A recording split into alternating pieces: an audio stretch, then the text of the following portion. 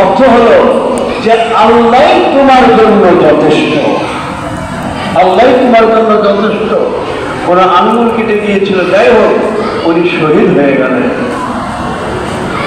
ওনার শাহাদাতটা ছিল অন্যান্য শহীদদের থেকে ব্যতিক্রম।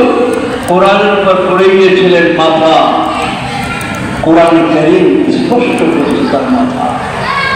কিয়ামতের ময়দানে পৃথিবীতে যত শহীদ, কোন কোন শহীদের সাক্ষ্য দিবে বালুতে, আল্লাহ আমার উপরে সে পড়ে গিয়েছিল, শহীদ হয়েছিল।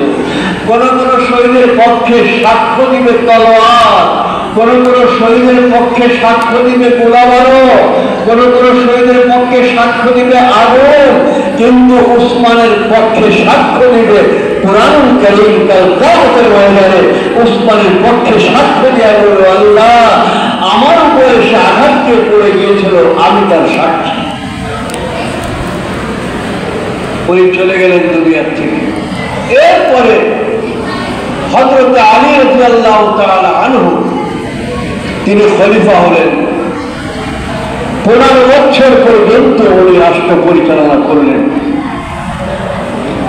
হযরত আলীর ইন্তেকালের পরে ইমাম হাসান নিয়মতান্ত্রিক ভাবে সবাই তাকে খলিফা মেনে নিল, কিন্তু দেখা গেল ওই সময় ছিলেন হযরত মুআবিয়া রাদিয়াল্লাহু তাআলা আনহু। তিনি যদিও রাসূলের সাহাবী ছিলেন, কাতেবে ওহী ছিলেন, কিন্তু ইমাম হাসান খলিফা এটা কোন ব্যাপারে তার প্রশ্ন ছিল।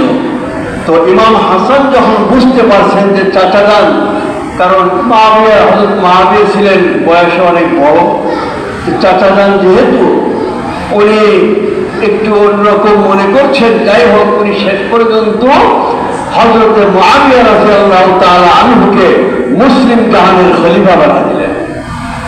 হযরত মুআবিয়া রাদিয়াল্লাহু তাআলা আনহু অত্যন্ত দক্ষতার সঙ্গে সমস্ত মুসলিম জাহানকে উনি পরিচালনা করলেন।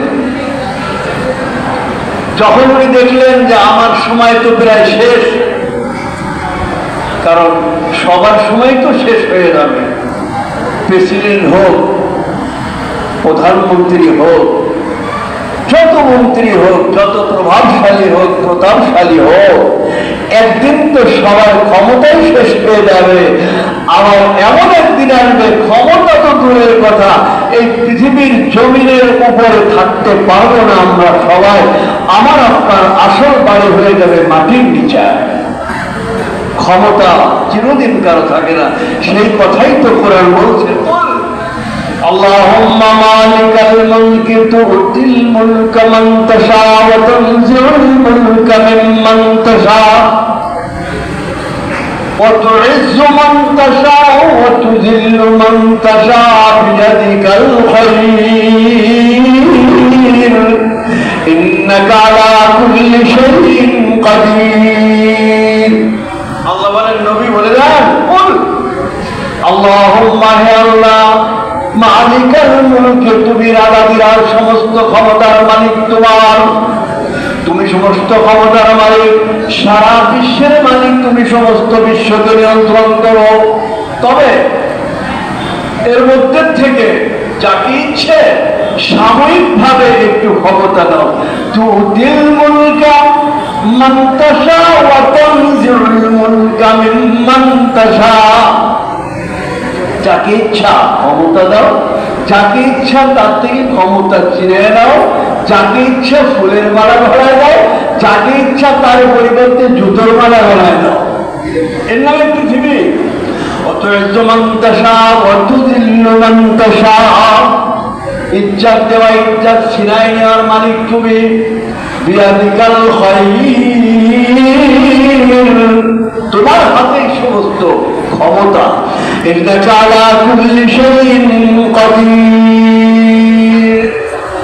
সব কিছুর মালিক তুমি, যা ইচ্ছা তাই করতে পারো, যেভাবে যখন যাকে যা ইচ্ছা করতে পারো তুমি। ও খোদা, সব কিছুর মালিক তুমি।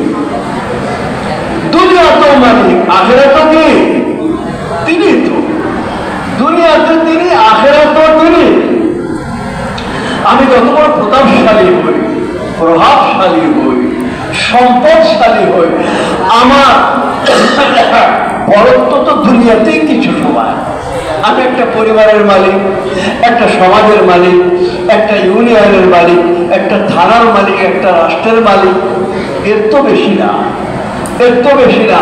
কিন্তু গোটা পৃথিবীর মালিক যিনি ছিলেন, আছেন, থাকবেন, সেই মহাশক্তির নাম কি বলে? কি? আল্লাহ। দুনিয়াতে আখিরাতেও তাই, বরং আখিরাতে তো খুব কঠিন ভাবে ঘোষণা দিবেন।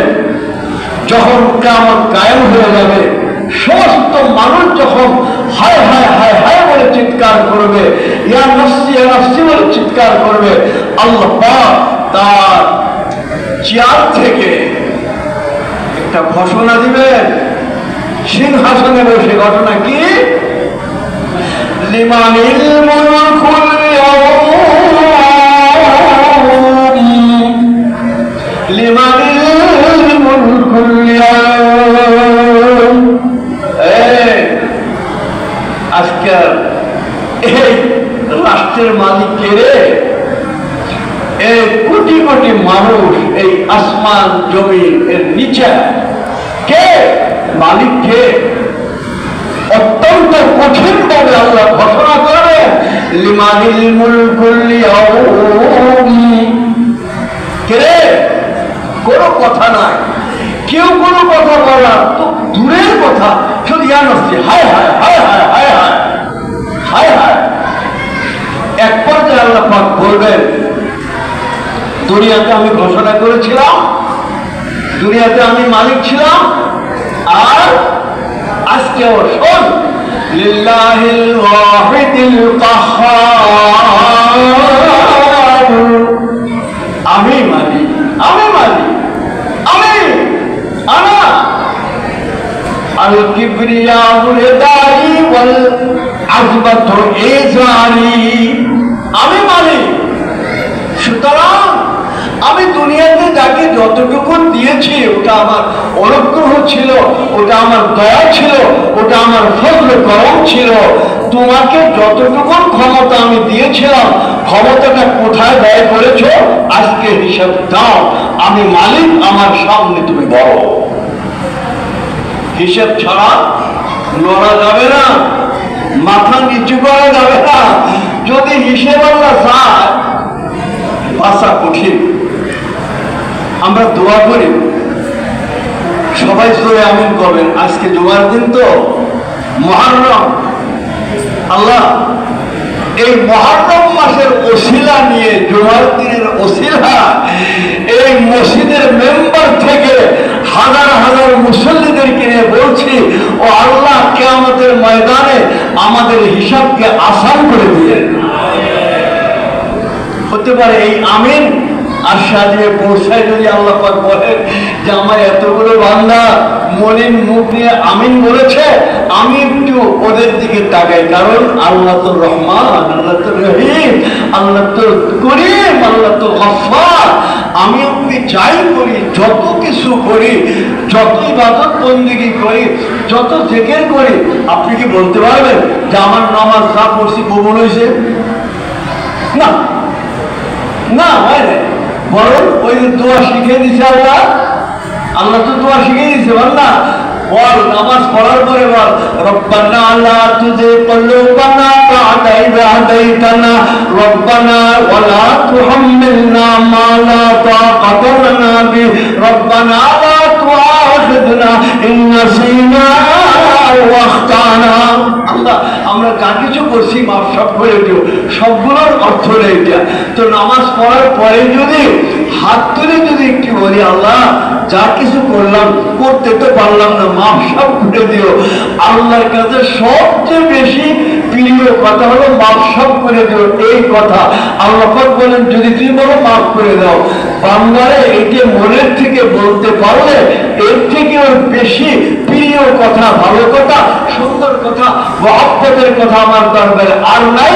মন থেকে বলতে পারলে সব গুনাহ মাফ, আর অতীতের সমস্ত ইবাদত বন্দিকে আমার দরবারে কবুল হয়ে যাবে।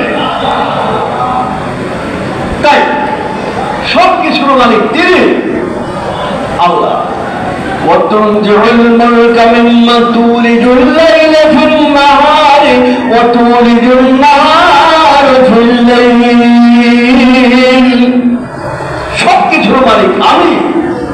রাষ্ট্রীয় ক্ষমতা যাকে ইচ্ছা দেব, যাকে ইচ্ছা ছিঁড়া দেব, এটা আমার হাতে, আমি। সুতরাং কিয়ামতের ময়দানে দুনিয়া তো ঘোষণা করেছি আমি আনাল্লাহ, ইন্নানি আনাল্লাহ। আনা মানে আমি, আরবিতে আনা। ইন্নানি আনাল্লাহ লা ইলাহা ইল্লা আনা। আল্লাহ বলেন দুনিয়া তো আমি, লা ইলাহা অর্থ বলেন নেই, মানে কেউ না, লা ইলাহা ইল্লা আনা, কেউ নাই, আছি আমি। সুতরাং কেউ যখন নাই, কারো যখন রাজত্ব পৃথিবীতে নাই, ইল্লা আনা, যেহেতু আমি আছি, ফাবুদনি, আমার একত্ববাদকে স্বীকার কর, ওয়াকিমিস সালাতা লিযিকরি, আমার একত্ববাদকে যখন নাকি তুমি স্বীকার করে, আমি আল্লাহ আমার তাওহীদের উপর যখন তুমি ঈমান আনবে, তখন তোমার প্রথম কাজ হবে ওয়াকিমিস সালাতা লিযিকরি, আমার নামে নামাজ পড়ো। নামাজ পড়ো, নামাজ পড়ো। নামাজ পড়লে জান্নাত। কথা ঠিক না বেশি? সন্দেহ আছে নাকি? ইউটিউবে এক বক্তা, ওদের নাম করা বক্তা, ও যদি আসে কামাই নিশ্চয় দেখবেন হাজার হাজার মানুষ চলে আসবে। ও বলছে যে কোরআনের মধ্যে বলে যে ভাই যে নামাজ পড়লে জান্নাতে যাবে, এই কথা বলে খুঁজেই পায়নি। কত বড় ব্যাপক! হায় হায়! অথচ আল্লাহ কি বলেন? قد أفلح المؤمنون الذين في على صلاتهم يحافظون। নামাজ সুন্দর করে পড়েছে, তার ফলাফল কি? উলাইকা হুমুল ওয়ারিসুন, তারাই হবে উত্তরাধিকারী। উত্তরাধিকারী কি? আল্লাযীনা ইয়ারিসুনাল ফিরদাউস। এবার একটা জান্নাতের নাম ফেরদাউস আছে না? তো জান্নাতে যাবে কারা? যারা ভালো করে নামাজ পড়ছে। আল্লাহ বলেন উলাইকা হুমুল ওয়ারিসুন, তারাই হলো উত্তরাধিকারী। বাপ মরে যাওয়ার পরে সন্তানরা হয় উত্তরাধিকারী, আর যারা নামাজ পড়েছে তারা হবে উত্তরাধিকারী। কিসের উত্তরাধিকারী? উলাইকা হুমুল ওয়ারিসুন আল্লাযীনা ইয়ারিসুনাল ফিরদাউস, তারাই হবে জান্নাতুল ফিরদাউসের উত্তরাধিকারী। আর ওই ব্যাপক নামাজ নেই। মিফতাহুল জান্নাতুস সালাত, নামাজ হচ্ছে জান্নাতের চাবি। কয়েক হাদিসে সহিহ। আরে তোর মন মতো যেটা না হবে সেটা সহিহ পড়বে। কিছু লোক আছে বর্তমান বললেন ইউটিউবে কথা বলে বলে আমাদের ইসলামকে, আমাদের সমাজকে, আমাদের যুবকদেরকে ইসলাম থেকে দূরে সরানোর জন্য অত্যন্ত সুকৌশলে চক্রান্ত করছে। হুঁশিয়ার, খবরদার, খবরদার। আমরা নামাজ শিখেছি, নবীদের থেকে শিখেছেন সাহাবায়ে কেরাম, তার থেকে